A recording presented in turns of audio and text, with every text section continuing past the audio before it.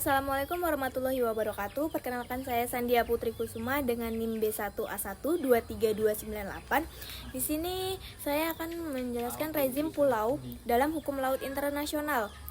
Pada bab ini membahas peraturan rezim hukum laut pulau konvensi hukum laut 1982 yang mencakup karakteristik pulau dan kapasitasnya untuk membentuk berbagai zona maritim.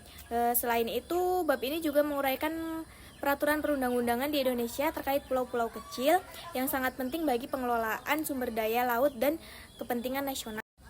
Definisi pulau. Definisi pulau pertama kali dirumuskan dalam Konvensi Kodifikasi DHAM 1930 yang kemudian diperkuat oleh Konvensi Hukum Laut Jenewa 1958 dan 1982. Menurut konvensi tersebut, pulau adalah area daratan yang dikelilingi oleh air dan muncul di atas muka air saat air pasang.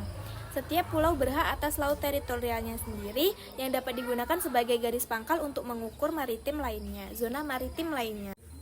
Selanjutnya, karakteristik pulau yaitu ada 7 karakteristik tradisional yang harus dipenuhi oleh suatu pulau. Yang pertama yaitu wilayah daratan, di mana pulau harus memiliki daratan yang stabil dan terhubung dengan dasar laut. Yang kedua, dibentuk secara alamiah. Karakteristik ini menegaskan bahwa pulau tidak boleh buatan. Yang ketiga, ukuran cukup luas. Meskipun tidak ada ukuran yang spesifik, pulau harus cukup luas untuk membentuk status yuridis. Yang keempat yaitu dikelilingi oleh air. Pulau harus terpisah dari daratan utama tanpa sambungan yang tidak sah. Yang kelima yaitu ada di atas permukaan air. Pulau harus tetap ada di atas air pasang saat pasang, tidak hanya muncul saat surut. Yang keenam, tempat untuk didiami oleh manusia. Pulau harus dapat mendukung kehidupan manusia meskipun tidak selalu dihuni. Yang ketujuh yaitu kelangsungan hidup di bidang ekonomi. Pulau harus mampu mendukung kegiatan ekonomi yang berkelanjutan. Selanjutnya ada kapasitas pulau untuk membentuk zona maritim. Konvensi Hukum Laut 1982 mengakui bahwa pulau dapat membentuk berbagai zona maritim. Dapat termasuk laut teritorial, zona ekonomi eksklusif, SEE, dan landas zona kontinen. Namun hanya pulau yang dapat mendukung kehidupan manusia yang berhak atas zona ekonomi eksklusif.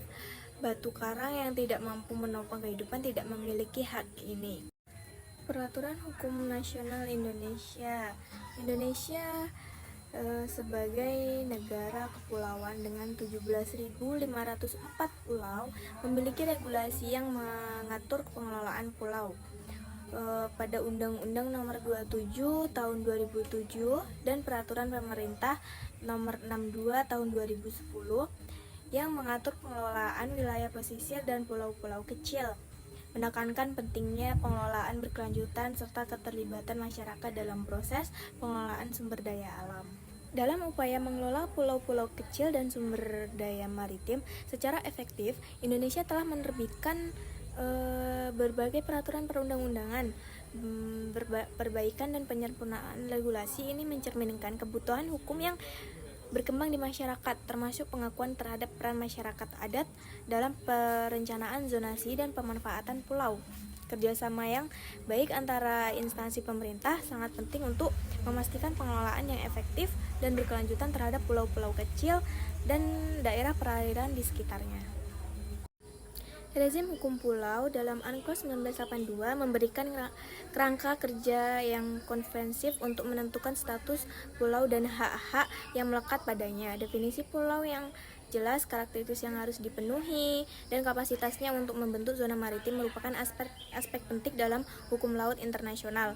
Pengetahuan tentang rezim ini sangat penting bagi negara-negara kepulauan seperti Indonesia yang memiliki banyak pulau dan pemanfaatan zona maritimnya untuk berbagai tujuan, termasuk perikanan, eksplorasi minyak dan gas serta transportasi.